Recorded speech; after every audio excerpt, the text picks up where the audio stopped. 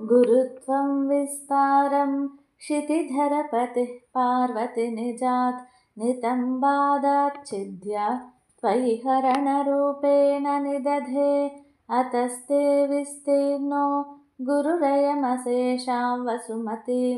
नितम्बक्प्राग्भारा स्थगयति लघुत्वं नयति च करीन्द्राणां शुण्डान् कनककदलीकाण्डपटलीन् उभाभ्यामूरुभ्याम् उभयमपि निर्जित्य भवति सुवृत्ताभ्यां पत्युः प्रणतिकठिनाभ्यां गिरिसुते विधिघ्ने जानुभ्यां विबुधकरिकुम्भद्वयमसि पराजेतुं रुद्रं द्विगुणशरगर्भो गिरिसुते निषङ्गौ जङ्घेते विषमविशिखो बाढमकृता यदग्रे दृश्यन्ते दशशरफलाः पादयुगली नखाग्रच्छद्मानः सुरमकुटशानैकनिशिताः श्रुतीनां मूर्धानो दधति तव यौ शेखरतया ममाप्येतौ मातः शिरसि दयया देहि चरणौ ययोः पाद्यं पाथः पशुपतिजटाजूटतटिनी ययोर्लाक्षा लक्ष्मीः अरुणहरिचूडामणिरुचिः नमो वाकं भ्रूमो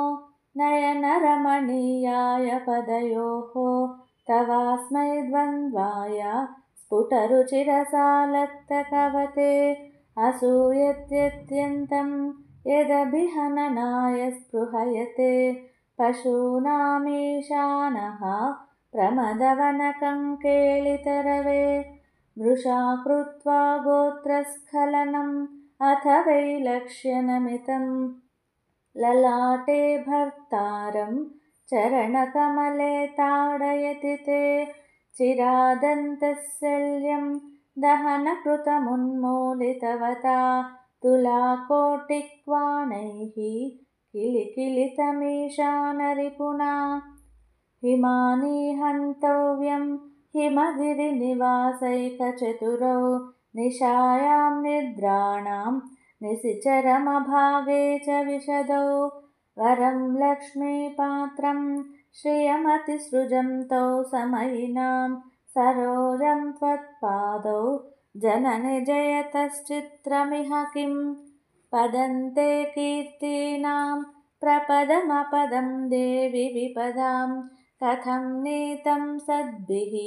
कठिनकमठीकर्परतुलां